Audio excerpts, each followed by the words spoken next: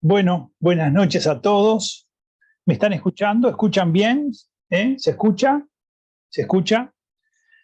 Bueno, muy bien. Vamos entonces a comenzar este segundo encuentro. Vamos a hacerlo con una oración. Vamos a comenzar pidiéndole a Dios que nos auxilie, especialmente para que podamos adentrarnos en sus enseñanzas, en lo que Él quiere transmitirnos. Los invito a hacerlo en el nombre del Padre, del Hijo y del Espíritu Santo. Amén. Te pedimos, Señor, que envíes la luz de tu Espíritu Divino para que podamos gustar de esta palabra que meditaremos, que tiene que ver contigo, con tu verdad, con tu amor, con tu misericordia, que a través de ella podamos alcanzarte a ti, alcanzar esa gracia que tú quieres concedernos. Te encomendamos especialmente esta hora en la que vamos a compartir estas palabras que tienen su origen en ti, que ellas fecunden nuestro corazón y llenen nuestra vida de esperanza. Todo esto te lo pedimos a ti que vives y reinas por los siglos de los siglos. Amén. Bueno, muy bien. Segundo encuentro, breve resumen, porque tenemos unos cuantos que no estuvieron en el primero. Breve resumen del primero para que podamos engancharnos. Hablamos del examen de conciencia. Del examen de conciencia no en el sentido de lo que habitualmente conocemos nosotros, que es para prepararnos para la confesión, hacemos una suerte de repaso de nuestra vida, a veces nos valemos de algunas cosas que están escritas y allí nosotros vamos revisando determinadas cosas de la vida para que luego cuando llegue el momento de la confesión podamos decirle al sacerdote ¿no? En qué cosas hemos fallado, en qué hemos pecado. Eso es el examen de conciencia que más está en medio de nosotros, que está entre nosotros de modo permanente. Diríamos, todos nosotros lo conocemos, algunos lo utilizan, otros no. Otros simplifican y entonces se preguntan, por ejemplo, dicen, bueno, ¿cómo ha sido mi relación con Dios? Entonces ven, con relación a esos deberes que se tienen con Dios, y se preguntan por algunas cosas. ¿Cómo ha sido mi relación con el prójimo? Y se preguntan por algunas cosas. Y después, ¿cómo he sido yo conmigo? Es decir, y ahí se preguntan sobre otras tentaciones que pueden tener de pensamiento y demás. De manera que ese examen de conciencia que se practica bastante y que tiene diversas formas de representación, ese lo tenemos en cuenta, pero aquí hemos ido a algo anterior a eso. Y vimos que en la antigüedad ya los griegos, fundamentalmente Pitágoras, estamos repasando la primera clase, Pitágoras, había reunido en torno a muchos discípulos y él a ellos les pedía solo una cosa, les pedía que se hicieran una serie de preguntas, ¿verdad? Y esas preguntas eran como una suerte de examen de conciencia. Decía, ¿por qué hice esto, por ejemplo? Era una de las preguntas. Decía, no basta saber que lo hice, sino cuál es la motivación, qué me motivó a hacer esto. Y con estas preguntas, los discípulos de Pitágoras fueron haciendo, digamos, un proceso de evolución favorable. Vimos también, aunque solamente mencionándolo, que ya Aristóteles escribió un tratado, la Ética a Nicómaco, Nicómaco era su hijo, y allí le contaba Aristóteles sobre el ejercicio de las virtudes, sobre la necesidad de apartarse de los vicios, porque Aristóteles le decía, mirá, lo que hace firme una sociedad es la amistad. La amistad es lo que verdaderamente hace valiosa una sociedad. Lo más importante para el hombre es la amistad. Le decía, la felicidad se alcanza por la amistad. Pero la amistad solo puede ejercitarse si las personas son virtuosas. De manera que entonces hacía un tratado sobre las virtudes, un tratado sobre los vicios, y le decía, bueno, ves, esto es así. De manera que vemos que en la antigüedad ya tenemos hombres que buscan cómo revisar la vida, y nosotros habíamos visto que esta revisación de la vida tenía que ser, diríamos, hecha a la luz de algo que está frente a ella. Yo no puedo revisar la vida, diríamos, contra mí mismo, por decirlo así. Puedo ser muy sincero, pero en otros casos puedo no serlo. De hecho, esto que nosotros llamamos examen de conciencia es ponerse frente a Dios. O sea que en el espejo está Dios. Más aún, está una luz de Dios por la que yo le pido que me permita conocerme a mí como me conoce Él. Por eso San Pablo dirá, el otro día yo lo decía, conocer como soy conocido. La verdad sobre mí mismo es esa, es como me conoce Dios. Entonces, si Él me concede esa gracia, si me concede conocerme como me conoce, entonces yo podré verme en la verdad, es decir, en esa luz de su palabra, en esa luz de su mirada.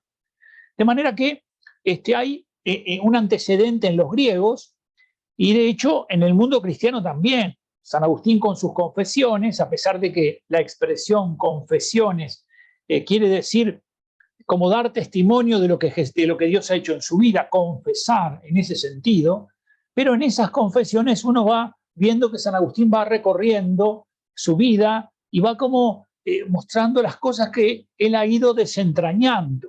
¿Por qué? Porque el hombre que vive según el Espíritu de Dios tiene que acostumbrarse a ver justamente esos movimientos de su alma, esas cosas que pasan interiormente, ¿no? Todas esas realidades. Y de hecho, veíamos también que en el comienzo del cristianismo fueron maestros, sobre todo de esa búsqueda del conocimiento, lo que llamamos los padres del desierto. Los padres del desierto fueron unos cristianos que después que el cristianismo se volvió una religión reconocida por el imperio romano, y fue bien vista. Entonces estos padres del desierto decidieron irse hacia el desierto para vivir una vida más intensa porque veían que en la sociedad la gente ya había aguado demasiado el cristianismo, lo había dejado. Y entonces se retiraron y al retirarse a una vida de mucho silencio, de mucha oración, de mucha meditación, una vida austera. Entonces allí ellos se volvieron muy maestros en el arte de conocerse. Y resalta en medio de ellos uno que se llama Evagrio Póntico. Evagrio Póntico, que fue muy maestro de muchos monjes que vivían cerca, y escribió un libro que se llama Los 8 Pensamientos. Un escrito que después se transcribió en un libro que se llama Los 8 Pensamientos. Allí Evagrio Póntico abre como el interior de los movimientos interiores del alma, entonces descubre cómo afectaban en aquel momento al monje los distintos pecados capitales. Él le llamaba los 8 pensamientos. Bueno, ven cómo esto en el mundo de la iglesia ha estado siempre presente, pero el que le dará un espaldarazo importante será San Ignacio de Loyola, que el otro día lo veíamos. Este gran santo, recordemos que era un militar que es herido y que tiene un periodo de convalecencia. Ese periodo de convalecencia lo hace leer libros de caballería, pero no hay. Él quiere leer libros de caballería, pero no hay. Y entonces le ponen vidas de santos. En esas lecturas de las vidas de santos y en ese periodo de la convalecencia, él ve que algo pasa interiormente en él. Empieza como a tratar de entender un poco a esa realidad interior de su vida. Él ve que con los libros de caballería él se sentía como inflamado en el deseo de querer ser caballero. Él quería ser caballero y tenía un gran deseo y una gran alegría de ser caballero. Pero que eso duraba poco. De poco tiempo él volvía como a su estado habitual. Y cuando empieza a leer la vida de los santos, ve que también tiene esa especie de yo también puedo ser santo. Siente una especie de gozo grande y se siente como atraído por esa vida que aparece en esos santos que él va leyendo, pero ve que su interior permanece mucho más pacífico y alegre. Y se pregunta, pero ¿cómo es esto? ¿Qué es lo que pasa? ¿Qué cosas pasan interiormente cuando, verdad, hay algo que como que lo mueve? Es decir, que empieza a entender a su hombre interior, empieza a entender los movimientos de su alma. Y entonces San Ignacio, que era hijo del cristianismo de ese tiempo, y en ese tiempo existían, a partir de una reforma del siglo VIII, unos libritos para prepararse para la confesión que se llamaban penitenciales. San Ignacio empieza su proceso de conversión.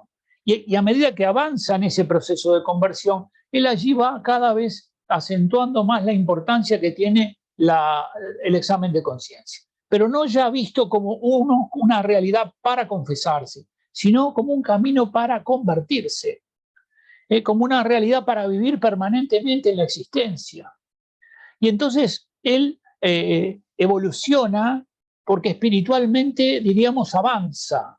Y en esto tiene mucho que ver no solo la lectura de algunos libros que él lee de la tradición de la Iglesia, de la gran tradición de la Iglesia, él leía mucho La imitación de Cristo del Kempis, sino que también tiene mucho que ver lo que le pasa en el río Cardoner y lo que le pasa en la cueva de Manresa, es decir, dos experiencias fuertes que tiene de la gracia de Dios.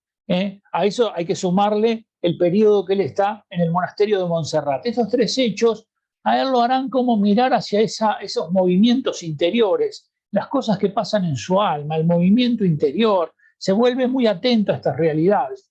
Y entonces ahí, en uno de esos lugares, él escribe los ejercicios espirituales. Son una obra maestra, solo por el libro de los ejercicios. San Ignacio tendría que ser declarado doctor de la Iglesia. Esperemos que en algún momento se haga justicia con esto de San Ignacio. Lo cierto es que él allí manifiesta justamente una cosa muy importante, y es que el examen de conciencia hay que vivirlo como un hábito de la vida de todos los días. Y entonces hace una propuesta para la compañía de Jesús, es decir, para sus seguidores, para sus discípulos.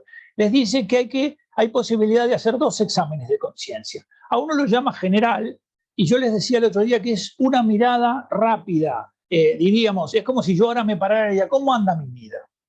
Y entonces yo tengo que poder rápidamente decir en qué.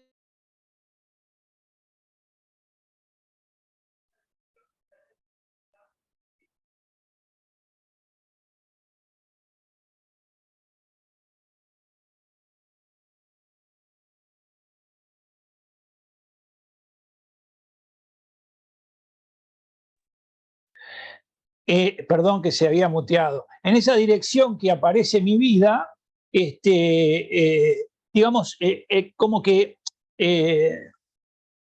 me pregunto a mí, bueno, ¿en qué dirección va mi vida? Y si en esa dirección tiene que ser el examen general que San Ignacio propone una cosa muy simple, y tiene que tener una respuesta simple, todo como intuitivo, por decirlo así. Si yo, al mirar mi vida y decir cómo va mi vida, veo que mi vida va en medio de las preocupaciones, no por el dinero, las preocupaciones por esto, las preocupaciones por aquello, entonces veo que mi vida no tiene a Dios como en el lugar que tiene que tenerlo. Y tengo que reorientarlo, ¿verdad? Tengo que reorientarlo. Pero es como una mirada general que se debe hacer, porque diríamos la parábola del trigo y la cizaña es donde aparece en esas miradas generales. ¿No? ¿Cómo está mi vida? ¿Verdad? De alguna manera la acción de Dios en mí se ha vuelto una acción que es muy efímera, entonces como la semilla que se implantó al borde del camino, la acción de Dios en mí se ha vuelto como una realidad que no tiene raíces, no tiene profundidad, ¿no? Como la semilla que cayó entre piedras, o en realidad la acción de Dios en mí se ha vuelto como algo que está enzarzado, y entonces las preocupaciones de la vida y el afán de las riquezas. ¿Ven? La mirada global es como una suerte de ¿por dónde está? ¿Dónde está mi corazón? ¿Hacia dónde está mi corazón? Y esto es una cosa de 3 minutos, general, hecho una vez cada tanto, pero necesaria. Y luego enseña lo que se llama el examen particular, y San Ignacio dice que hay que hacerlo todos los días. Y este examen particular, que él dice que hay que hacerlo todos los días, comporta 5 momentos, pero el modo de practicarlo para San Ignacio es practicarlo por la mañana, haciendo un propósito, es decir, revisando lo que es el día de cada uno de nosotros. Yo le voy a poner un ejemplo. Al mediodía, como una forma de revisar cómo estoy hasta ahora en eso que yo me había propuesto en la mañana, y a la noche hacer una nueva revisación de cómo terminó. Y entonces allí decir, bueno, está bien, para mañana voy a hacer tal cosa. San Ignacio insiste, y de hecho es así, que este método extirpa vicios, extirpa comportamientos inadecuados, extirpa hábitos inadecuados, es decir, que hace que la persona se saque cosas que a veces no puede. Y entonces él propone en esto 5 momentos. El primer momento es dar gracias a Dios. Se comienza, yo les voy a contar como una cosa práctica, ¿no? Uno después de rezar, le dice al Señor, te voy a dar gracias. ¿Qué cosa especialmente reclama San Ignacio? Que las cosas tienen que ser concretas, concretas. De manera que como es digamos, un hábito para ir viendo mi vida y para pedirle al Señor la gracia para liberarme del pecado y del mal y volverme a la gracia, entonces San Ignacio lo que dice justamente es, bueno, concreto, yo te doy gracias, Señor, porque hoy de mañana, cuando fui a hacer esos mandados, hubo una persona que me ayudó, y esta persona que me ayudó con determinada cosa, yo vi en ella qué generoso que eres, que cómo me cuidas. Concreto, concreto. Acá la clave es la perseverancia y lo concreto. Concreto. Si esto no está, esto se fracasa. Por ejemplo, yo el otro día decía una expresión que es muy habitual. Yo quiero ser humilde. Está muy bien. Pero ¿en qué se concreta el ejercicio de la virtud de la humildad? Por ejemplo, en que a veces he aceptado que me digan una cosa que no me gusta y la he aceptado ofreciéndosela al Señor. Está bien, has aceptado una humillación, se la has ofrecido al Señor y sabes que de pronto si vas a determinado lugar te podés volver a exponer a eso. Y aunque no lo querés, si te ocurriera eso, le decís al Señor voy a reaccionar de la misma manera. Concreto, concreto. De manera que se comienza dando gracias por cosas concretas, ¿verdad? Yo te doy gracias, Señor. Por ejemplo, yo les contaba el otro día que yo cuando empecé a preparar este cursito, empecé a hacer este ejercicio y hoy yo lo hago una vez al día, no tres como pide San Ignacio, en la oración, después de la oración. Ayer le di gracias, tuve una clase de Biblia también a través de cosas, di gracias por eso, le di gracias al Señor por eso, le di gracias por las cosas que habían acontecido a partir de que Él nos había acompañado y nos había bendecido. Cosas concretas, cosas concretas. Pero todo comienza con ¿qué cosa? Con dar gracias por la fe, porque puedo rezar hoy, porque pude rezar ayer, porque vi mi esposo esto, mi esposa aquello, es decir, pero son ver cuánta gratitud tenemos que tener para con Dios. Cuánta gratitud tenemos que tener para con Dios. El segundo momento es el momento en donde se le pide a Dios luz. Luz, ¿por qué? Porque se está claro que la luz de Dios es la que nos puede hacer ver más allá de lo que a veces vemos nosotros. La luz de Dios es la que puede penetrar en el interior nuestro para mostrarnos esas realidades que a veces se nos esconden. Recuerden que hay unos demonios, dice Jorge, los demonios ocultos, se esconden, ¿no? Y de hecho pasa con los exorcismos, que a veces los exorcistas invocan y parece que no hay nada, porque está allí como haciendo pasar que no hay nada. Bueno, en este caso, pedir a Dios luz, de manera que luego de darle gracias, pedir luz, pedírsela con humildad, con sencillez. Yo lo decía la vez pasada, si Dios murió por nosotros en la cruz y nos rescató del pecado y nos dio la vida eterna y todo eso, ¿no nos va a dar luz para conocernos si se lo pedimos humildemente, si se lo pedimos con un corazón recto? Claro que nos va a dar la luz. ¿Cómo no nos va a dar la luz? Si nosotros con eso no queremos hacer ninguna cosa extraña.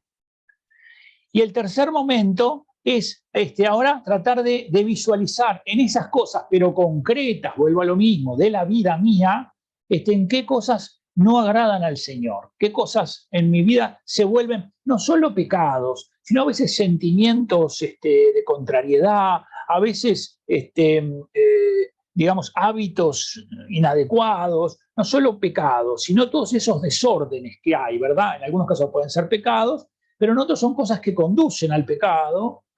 Entonces, revisar. ¿Y cómo se revisa eso? Revisando un día de mi vida en cosas concretas. Yo, por ejemplo, digo, yo me levanto a tal hora. Sí, bueno, entonces, ¿qué hago? Hago esto, y voy a trabajar. Y cuando voy al trabajo, ¿a quién veo? A fulano. ¿Y cómo es más o menos mi conversación con él? ¿De qué cosas conversamos? No, allí, bueno, y ahí veo eso, y así voy revisando, y luego vuelvo a casa, así ¿quién está en mi casa? Está mi hijo, está mi esposo, y a veces me irrito con mi hijo. Sí, ¿qué pasa? ¿Por qué nos irritamos? ¿No? O sea, ven las preguntas como las de Pitágoras, no solo me pasa esto, sino ¿por qué me pasa esto? ¿Por qué me pasa esto? ¿No? Entonces, ¿qué disposición? A veces yo no vengo bien, claro, a veces estoy un poco cansado, a veces estoy irritable porque estoy demasiado cargado con cosas en mi cabeza. Y entonces, después de ubicar esas cosas, entonces pedir perdón a Dios por las que se han pecado, es la cuarta. Y la quinta, hacer propósitos. Propósitos que se revisan al otro día, pero propósitos de a uno, dice San Ignacio. Por ejemplo, imaginemos que yo quiero trabajar un poco en la paciencia, porque me he dado cuenta que estoy más irritable en mi casa y que estoy más irritable con mis hijos, o con mi hijo, o con mi esposa, o con mi esposo. ¿Y qué es lo que me irrita? Me irrita porque a veces yo quisiera hacer tal cosa y ella quiere hacer tal otra, o a la inversa, ¿verdad? He ubicado dónde está la situación. Y entonces hago un propósito, y ese propósito de alguna manera trato de cumplirlo. La experiencia que tienen muchos, y que yo la he tenido también en este tiempo de hacerlo, es que el Señor te regala poder ver en el momento en que tú estás de pronto faltando al propósito que hiciste, te permite como verlo en acción en el momento. Es como si te dijera, hiciste este propósito y mira cómo estás ahora acá. Es decir, nos volvemos más conscientes de esos lugares que son como nudos en donde está o un hábito inadecuado, o un pecado, o un sentimiento inadecuado. Entonces, San Ignacio dice, esto no puede durar más de 15 minutos. Tiene que ser breve, tiene que ser concreto. Son personas concretas. La humildad se ejercita en las personas concretas, la paciencia en las personas concretas. Y así sucesivamente todas esas realidades se tienen que ejercitar en las personas concretas. Por eso propone este ejercicio para realizarlo. No solo no es para confesarse, es para ir revisando la vida y extirpando los vicios, dice él, o acentuando las virtudes, porque de pronto es a la inversa, uno se hace la propuesta, yo voy a ser más amable con fulano, porque a veces veo que por aquí paso de largo, tengo amabilidad con él, pero no la tengo con él, tienen nombres propios, entonces he tomado he hecho un propósito, voy a ser más amable con él. Y entonces cuando paso lo saludo, como le va, buen día, un gesto de amabilidad, nada más. De verdad, y yo reviso eso. Bueno, San Ignacio dice que esto produce grandes frutos y bendiciones para aquellos que los practican. De manera que, como ustedes ven, esta es una síntesis de lo que vimos el encuentro pasado, y una de las realidades que el otro día veíamos y que ahora las vamos a compartir, tiene que ver justamente con una frase que nos va a dar pie para iniciar, ¿verdad? Esta frase nos va a dar pie para iniciar este encuentro del día de hoy.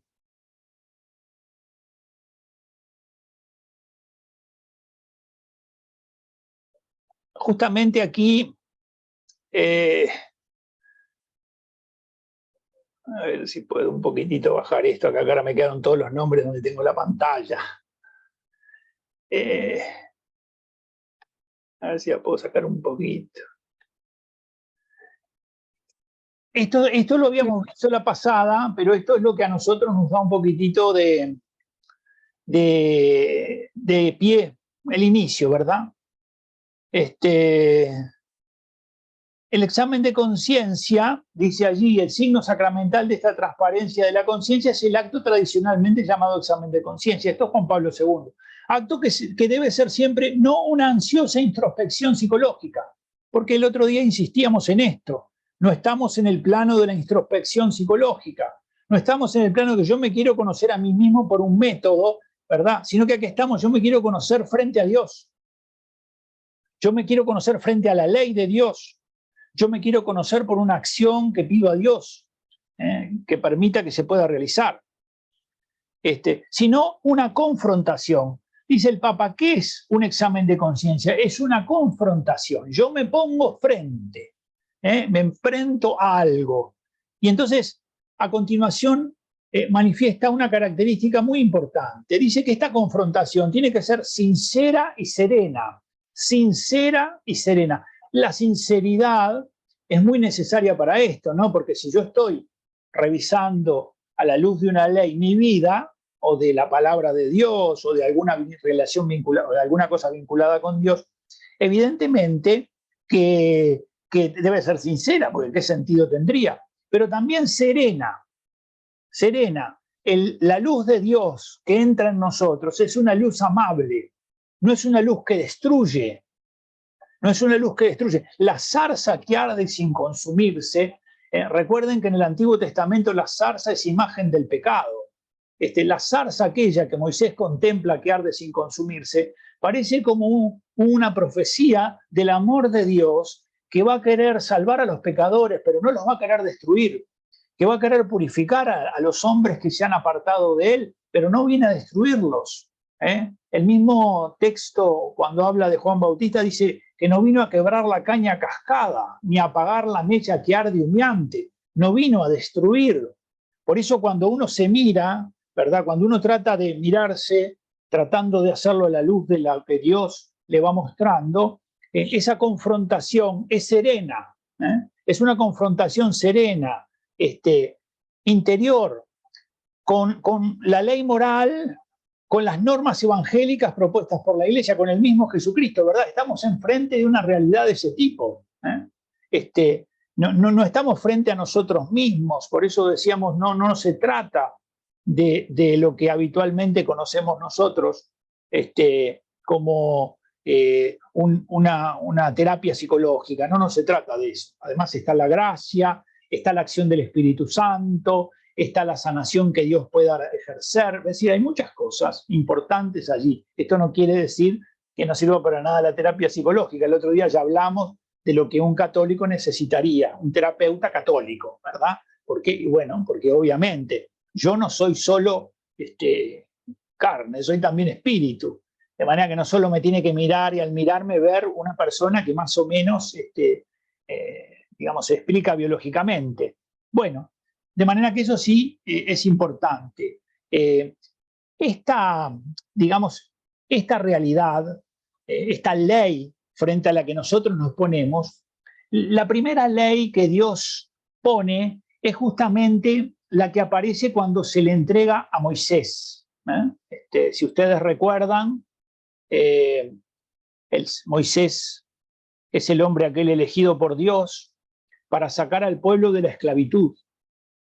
Y ese periodo es muy interesante porque Moisés está llamado por Dios a realizar una misión y él mismo va descubriendo las cosas que Dios tiene preparadas para los que ama. Y en un momento determinado, el Señor le va a revelar la ley, es decir, los mandamientos. Dice el texto del libro del Éxodo, el libro que nos presenta la historia de Moisés, le dice dice, yo soy el Señor, tu Dios, que te saqué de Egipto, de la esclavitud. Por eso es muy importante entonces cuando pensamos en los mandamientos, esta es una de las leyes frente a las que debemos confrontarnos. Estábamos hablando que el examen de conciencia es una confrontación, es ponernos frente a Dios, frente al espejo de las cosas de Dios, frente a los mandamientos. ¿Y por qué los mandamientos son tan valiosos?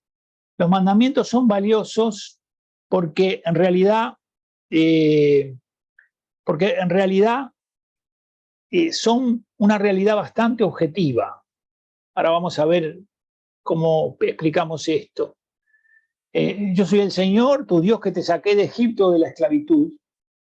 Por lo tanto, el decálogo, los mandamientos, 10 palabras quiere decir decálogo, son una confirmación de la libertad conquistada. Los mandamientos se dan en este contexto, en el contexto de un pueblo que era esclavo y que fue por el camino hacia la vida en libertad.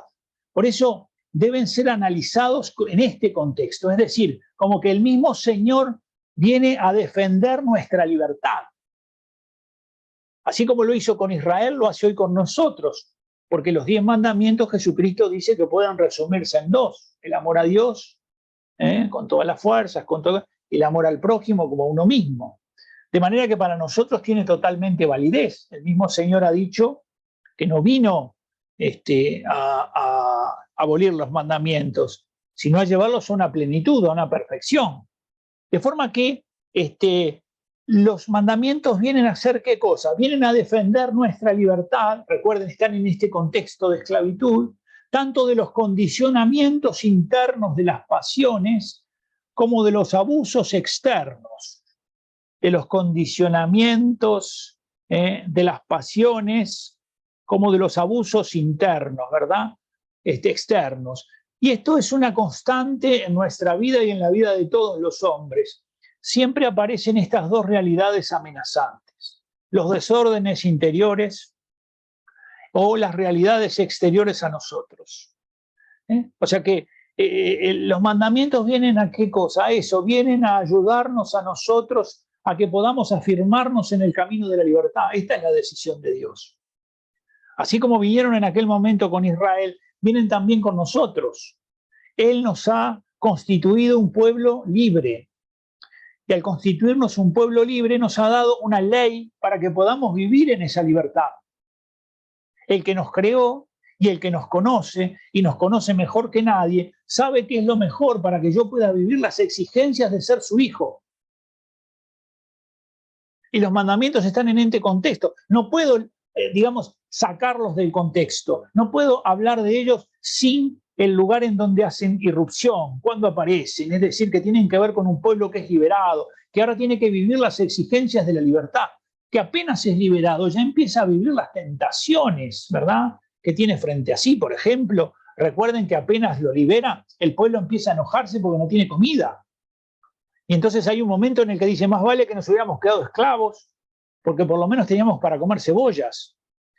Es decir, las exigencias de la libertad. A ese pueblo que tiene esas exigencias de la libertad, Dios viene justamente con los mandamientos a darle un instrumento válido para que pueda defenderse, es decir, para que pueda llevar adelante eso.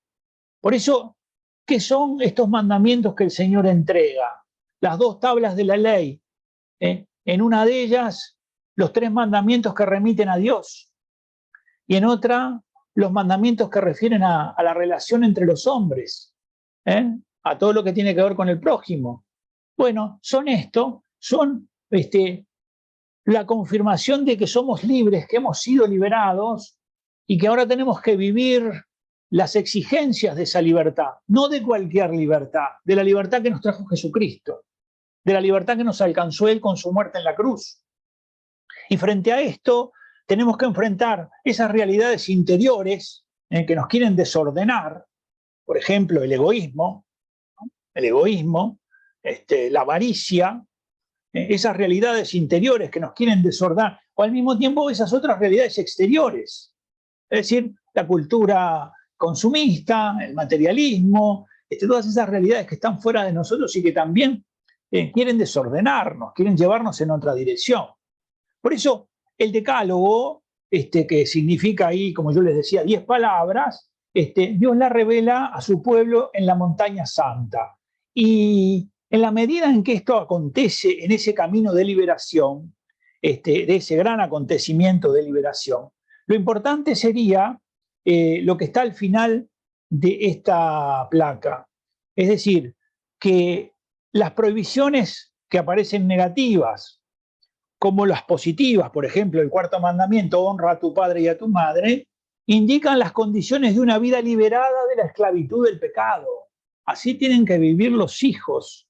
Los hijos que están liberados tienen que vivir así. Por eso, con la ley dada por medio de Moisés, el Señor revela que quiere establecer una alianza. Una alianza. Y aquí me parece que esto sí es muy importante. Se trata de que Dios viene a sellar con nosotros una alianza. Recordemos que al hablar de los mandamientos, como uno de esos espejos en los que tenemos que mirarnos, al hablar de los mandamientos como uno de esos espejos en los que tenemos que mirarnos, debemos claramente saber que esa elección de Dios, no se queda en lo que le aconteció a Moisés y a su pueblo, sino que ahora eso está presente para nosotros. ¿Y por qué está presente para nosotros? Porque en realidad nosotros somos parte de la nueva alianza, es decir, de esa alianza definitiva que Dios ha sellado en Jesucristo. Esa alianza definitiva que Dios ha sellado en Jesucristo es una alianza justamente que pone al hombre de cara a Dios y que lo invita a vivir bajo las exigencias de la libertad de ser hijo. Porque el amor el amor está ordenado a los hijos. El miedo está ordenado a los servidores, es decir, a los que son siervos. En cambio, el amor está ordenado a los hijos. Los hijos tienen que vivir en el amor. Y la libertad tiene unas exigencias para los que viven como hijos y otras exigencias para los que viven como esclavos. ¿Verdad? Porque a veces el esclavo vive por el miedo, hace las cosas porque tiene miedo, pero en cambio los hijos están liberados del miedo. Y ese es el camino que propone justamente Jesucristo y que se nos enseña ahora en esos 10 mandamientos que aparecen presentados en dos, que aparecen presentados en los 2 mandamientos. Vayamos entonces a mirar un poquitito más sobre esta realidad de los mandamientos. Estas palabras son pronunciadas por Dios en un contexto de teofanía. Teofanía. Dios le da a Moisés esta ley en este contexto. Habla con él cara a cara en la montaña, en medio del fuego, dice Deuteronomio 5:4. Por eso, en esto, Dios se revela a sí mismo y le manifiesta su gloria. Se revela a sí mismo y le manifiesta su gloria. Moisés también en su cuerpo tenía señales de este diálogo que tenía con Dios, que la Escritura dice que hablaba como un amigo habla con otro amigo. Por eso, los mandamientos, antes de ser un mandato, son un don. Son un don. Es un don de Dios. Es el don de su voluntad. Es que Dios le da a conocer a su pueblo su voluntad. Le da a conocer justamente qué es lo que Él quiere, pero qué es lo que Él quiere, porque esto es lo que hace a su pueblo, un pueblo de Dios. Por eso los mandamientos reciben su significación plena en el interior de la alianza. Según la Escritura, el obrar moral del hombre adquiere todo su sentido en y por la alianza. De allí que los 10 mandamientos enuncian las exigencias del amor de Dios y del prójimo. Los 3 primeros refieren más al amor de Dios y los otros 7 más al amor del prójimo. Va a decir San Agustín, como la caridad comprende 2 preceptos de los que según dice el Señor, penden todos los profetas, la ley y los profetas, así los 10 preceptos se dividen en 2 tablas. 3 están escritas en una tabla y 7 en otra. 3 escritas en una tabla y 7 en otras. Si ustedes recuerdan, verán que los mandamientos aparecen unos vinculados con Dios. Yo soy el Señor, tu Dios, que te he sacado del país de Egipto, de la casa de la servidumbre, dice uno, ¿verdad? Recuerden otra vez, ¿no? Estos mandamientos son dados en un contexto de tú eres un pueblo libre y la libertad tiene estas exigencias. Y nosotros hoy podríamos decir, nosotros somos el pueblo del Señor y la libertad de los hijos tiene estas exigencias. Por eso esto es un don. No es otra cosa que un regalo. Es un regalo por el que Dios nos muestra su cercanía, por el que Dios nos hace conocer lo que Él comprende, deben tener sus hijos y deben vivir sus hijos. De manera que no habrá para ti otros dioses delante de ti, no tomarás en falso el nombre del Señor y guardarás el día sábado para santificarlo. Esta es, digamos, una de las tablas de la ley, la que está orientada a Dios, refiere a la relación con Dios. Podríamos decir, estas 3 realidades están vinculadas al modo que yo tengo que relacionarme con Dios. Recordemos que aquí hay muchas cosas importantes, ¿no? Hay muchísimas cosas importantes, pero nosotros en estas realidades, nosotros nos preguntamos, ¿verdad? Bueno, ¿cómo me relaciono yo con Dios? Podemos, si queremos, hacer un breve repaso de algunas preguntas que se suscitan estos 3 mandamientos. Por ejemplo,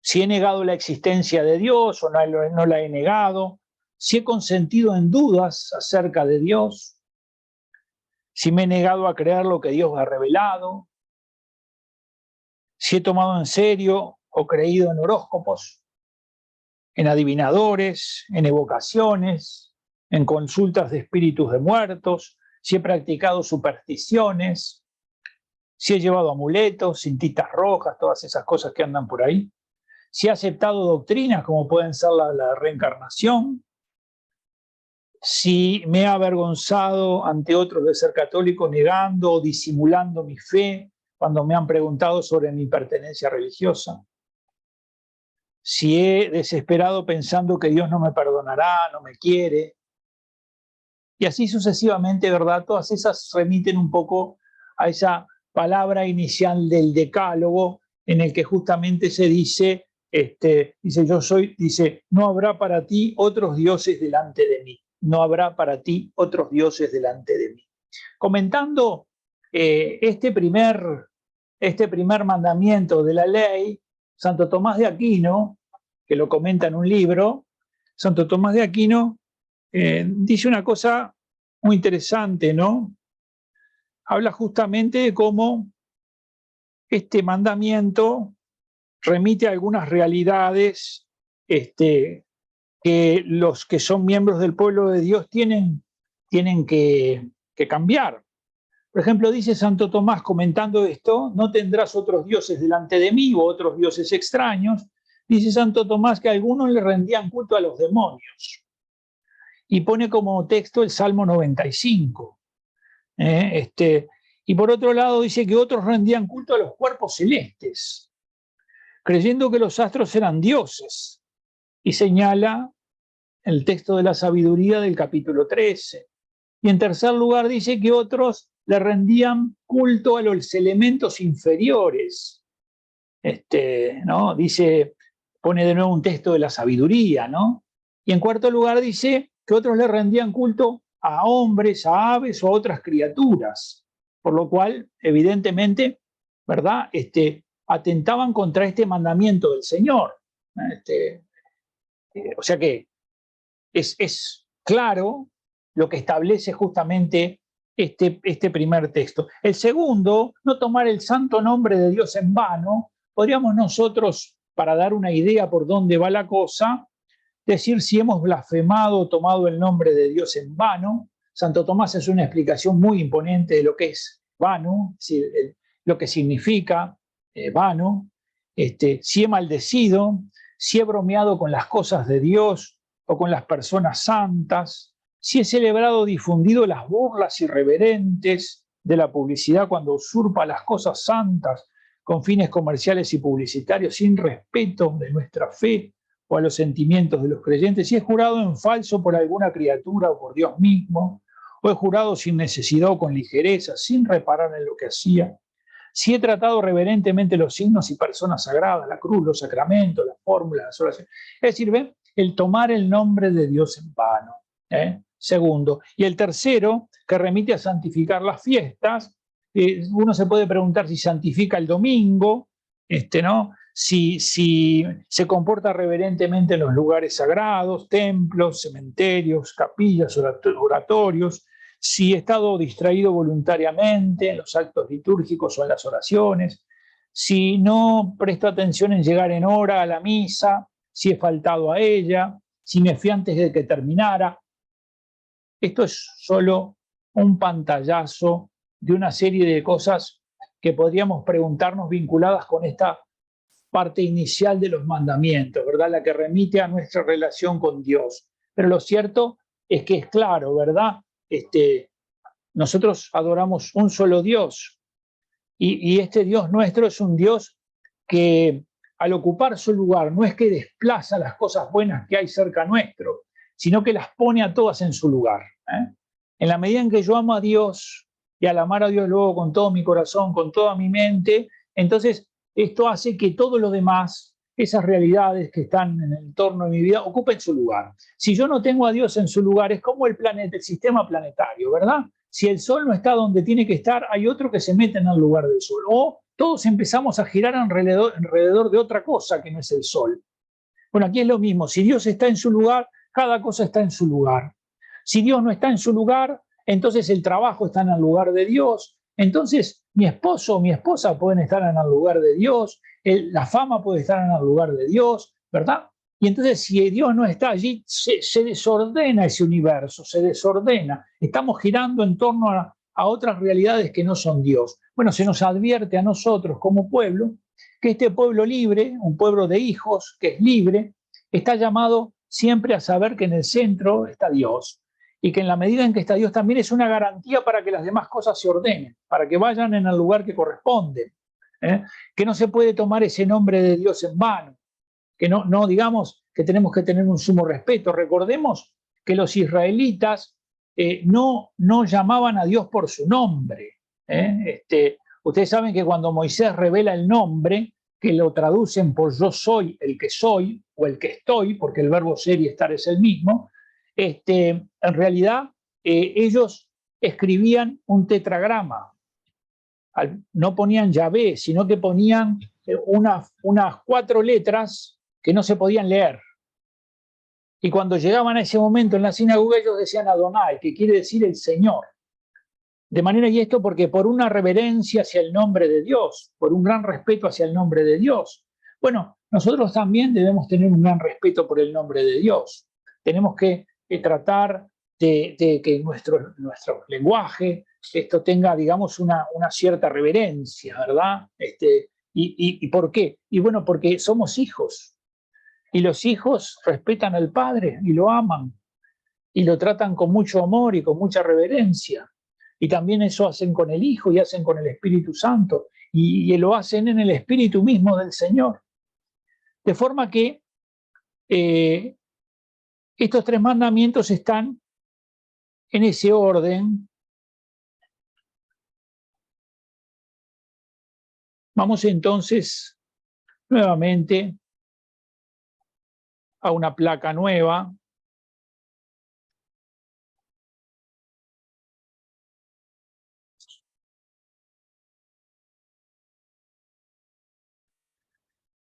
De manera que el hombre necesita 3 cosas para su salvación. La primera de todas que necesita es conocer qué es lo que debe creer. Y esto lo encuentra en el credo. El hombre necesita saber qué es lo que debe creer. El hombre necesita saber lo que debe desear.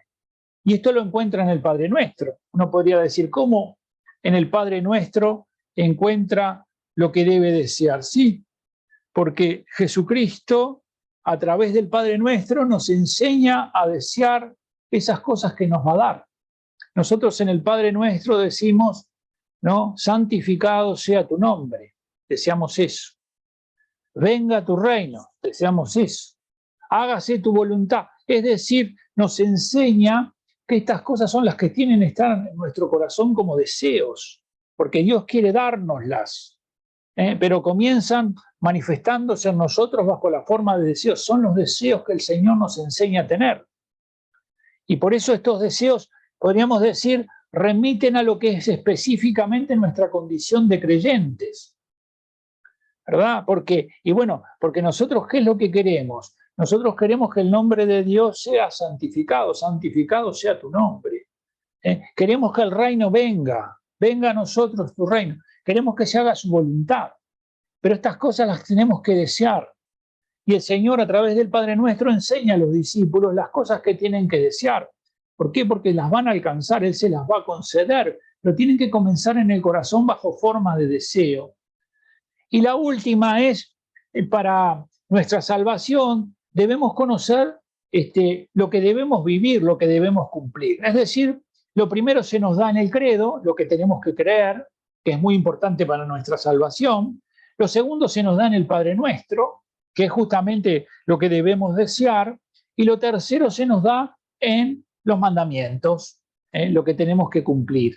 Vayamos entonces ahora sí a mostrar cómo esta ley ha alcanzado su plenitud con la venida de Jesucristo, ¿verdad? Todos vamos a través de este conocimiento a tratar de cumplir lo que el Señor nos pide. Y dice Santo Tomás, esto está tomado de Santo Tomás, que hay 4 leyes. La primera es la ley natural. La ley natural es una ley que tiene que ver con la naturaleza. Dios puso en nosotros, ¿verdad? Una ley. Esa ley rige nuestra naturaleza. Nosotros la reconocemos, la descubrimos. Y esta ley natural es la que rigió a los hombres durante muchísimos años. Eso ahora una de las realidades que está combatida. Hoy no se quiere reconocer la existencia de esta ley natural. Pero esa ley natural inicial, dice Santo Tomás que el demonio sembró una ley de concupiscencia, es decir, sembró la ley del pecado. Y esta ley del pecado aparece clara en San Pablo cuando dice que él reconoce que tiene una ley en él que él que no le agrada. Dice, ¿por qué hago por qué hago el mal que no quiero y no hago el bien que quiero? ¿Verdad? Hay una ley en mí, dice él. Quiere decir que el pecado introduce en el mundo una ley, que es la ley de la concupiscencia, con la que el hombre tiene que batallar. Podríamos decir que esas son parte de esas realidades que Dios viene a liberarnos y a ayudarnos a que podamos enfrentar. Y entonces aparece en el horizonte la ley de la Escritura, es decir, la ley que Dios da a Moisés. Esa ley que Dios entrega a Moisés, que son los mandamientos, es una ley que en realidad puede ser vivida con temor o con amor.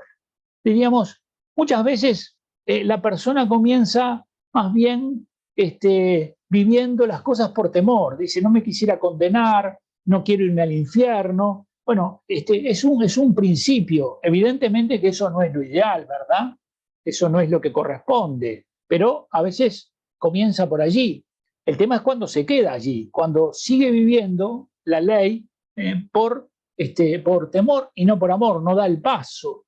De forma que Santo Tomás reconoce que esta ley del temor tiene tres realidades que difieren de la ley del amor. Dice que la ley del temor, los que viven bajo el temor son esclavos, mientras que los que viven bajo el amor son libres. Los que viven bajo el temor están como en recompensas temporales, mientras los que viven bajo la ley del amor están por recompensas eternas, mientras que la ley vista desde el temor es una carga pesada y la ley vista desde el amor es una carga liviana. Esto lo toma de cuando dice Jesús que su yugo es suave y su carga es ligera, ¿verdad? De manera que una y otra tienen sus propias acentuaciones. Lo cierto es que estamos llamados a vivir desde el amor.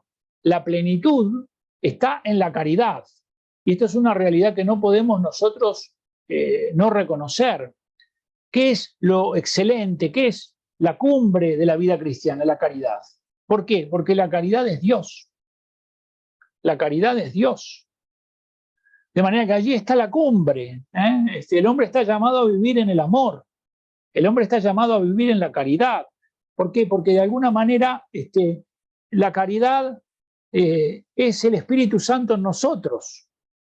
El amor de Dios se ha derramado en nosotros por el Espíritu Santo, dice el texto, que se nos ha dado.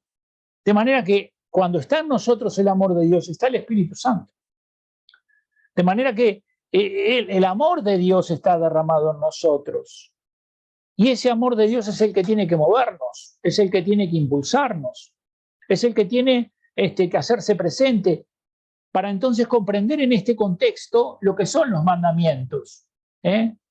Yo establezco una relación con mi Padre, que es, ¿verdad?, es mi Dios, con su Hijo, con el Espíritu Santo, para poder emprender el camino de la libertad. Y Él me dice cómo viven sus hijos y cuáles son las exigencias, porque en la alianza me dice, tú eres mi hijo y yo te digo que este es el camino por el que tienes que transitar.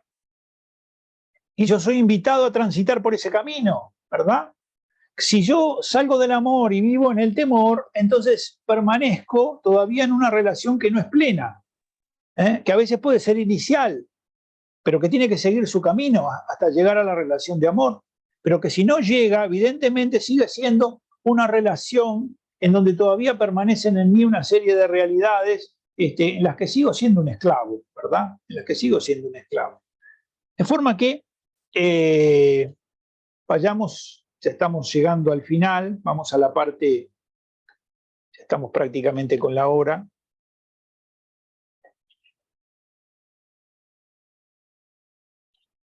¿Qué es lo que acontece en alguien que comienza a vivir en la caridad esa relación con Dios? ¿Qué es lo que acontece cuando como hijo trata de vivir esas enseñanzas del Señor? Primero, que la caridad en él produce la vida espiritual. ¿Qué hace en mí la caridad? Él desarrolla la vida espiritual, tiene un dinamismo, ¿verdad? Tiene un gran dinamismo. Recuerden que la caridad es un don, que yo por mí mismo no lo puedo producir. Yo puedo, sí, disponerme de la mejor manera, pero no puedo producirlo, porque la caridad es un don, es el don que Dios hace a sus hijos, porque es el vínculo con Él, es el vínculo que tienen ellos con Él. ¿Y esto qué hace en mí, qué hace en ti, qué hace en nosotros? Produce la vida espiritual, es decir, mueve a la persona desde dentro, ¿verdad? La impulsa, dispone de determinadas realidades, hace que pueda guardar, es decir, que pueda vivir los mandamientos con mayor facilidad. Auxilia en las adversidades. La caridad comienza a hacerse presente en nosotros, haciéndonos vivir incluso las adversidades desde una perspectiva que se le encuentra un cierto sentido, a pesar de que estamos en momentos difíciles, ¿verdad? La adversidad se puede vivir hasta como una cosa saludable. Recuerden lo que dice la carta a los Romanos en el capítulo 8, versículo 28. Todas las cosas concurren para el bien de los que aman a Dios. De manera que auxilia la vida del amor, la vida de la caridad en el creyente, cuando vive desde aquí las exigencias que Dios le pone, cuando cumple los mandamientos, el amor a Dios y el amor al prójimo, es decir, cuando esa caridad habita en él, entonces él tiene una vida espiritual, ¿verdad?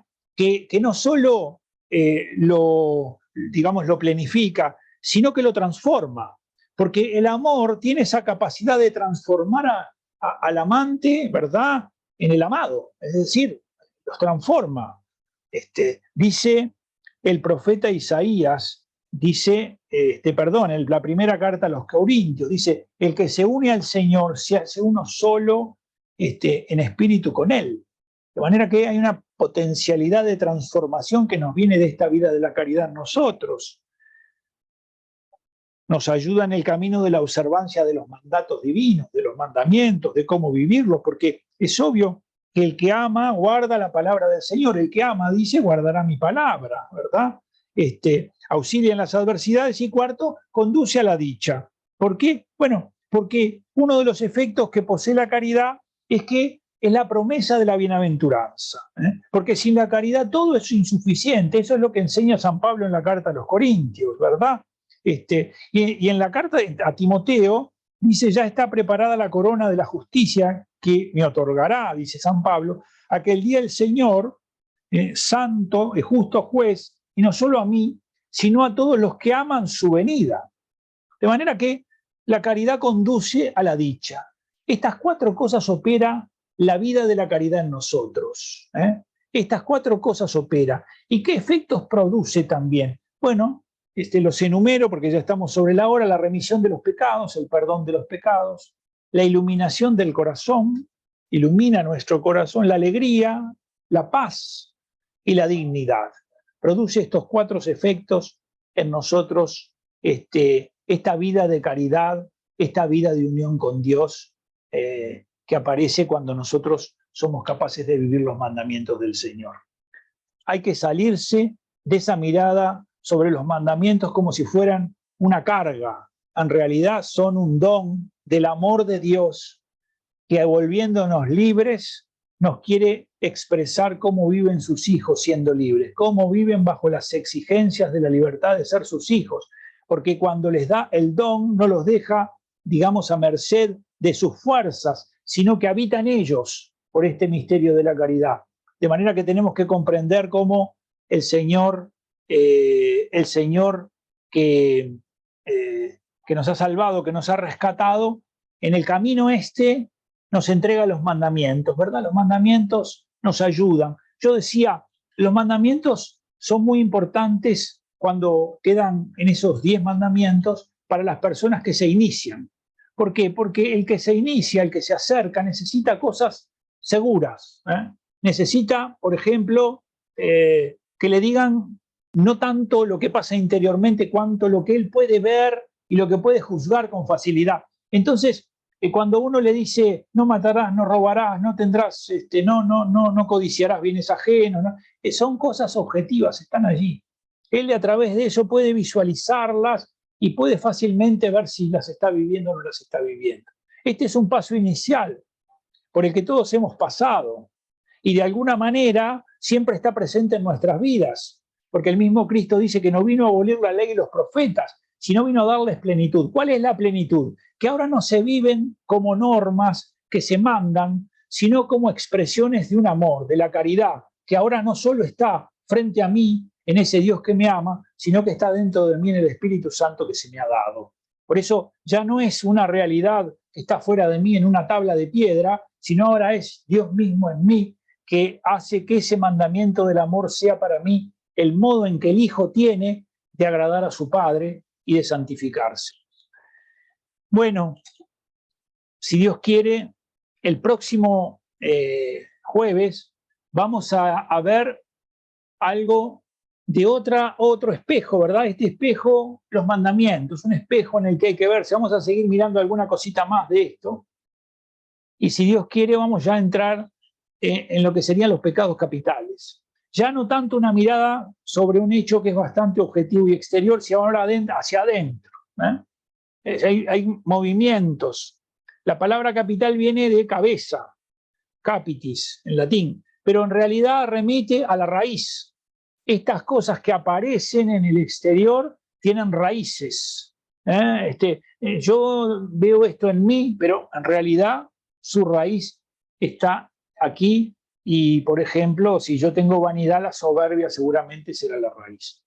Vamos a hacer una oración pidiéndole al Señor que nos cuide y nos bendiga, y especialmente a San José que nos acompaña, a quien le pedimos su protección y su auxilio en este mes, y para que bendiga y proteja a cada uno de ustedes. En el nombre del Padre, del Hijo y del Espíritu Santo, San José, te pedimos a ti que ruegues a Jesús para que podamos nosotros ir tomados de tu mano como iba Jesús, para que tú nos hables como le hablabas a él, para que tú nos regales en tu mirada el rostro de Cristo, siendo niño y siendo jovencito, y para que tú, que eres el hombre que llevó en sus brazos al Hijo de Dios, puedas también ayudarnos a nosotros en este camino de la vida, especialmente cuando hay adversidades que tenemos que llevar, que tenemos que cargar.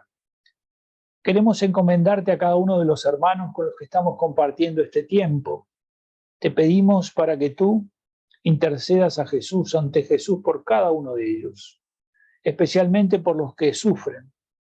Te pedimos que tu auxilio se haga presente en las casas de cada uno de ellos, allí donde ellos viven, allí donde ellos comparten las horas y los días, que puedan descubrir el misterio de ser hijos, hijos del Padre Eterno. Trae, José, para estos hermanos nuestros la bendición de Jesucristo, el Señor, a quien tú tienes en brazos. Porque ¿qué otra cosa podías tener tú que no fuera a Jesucristo? ¿Y qué otra cosa podías hacer siendo que lo tenías a Él, sino callar? Porque en realidad se te había pedido que tú fueras obediente y que lo hicieras en silencio. Por eso que el cielo, a través de ti, nos alcance una bendición especial para cada uno de nosotros y nuestras casas, y especialmente para aquellos que no están pasando bien. Y yo bendigo en el nombre del Padre, del Hijo y del Espíritu Santo. Amén. Bueno, si Dios quiere, nos encontraremos el próximo jueves para ver este tercer encuentro, el examen de conciencia. Dios los bendiga a todos. Chao, gracias.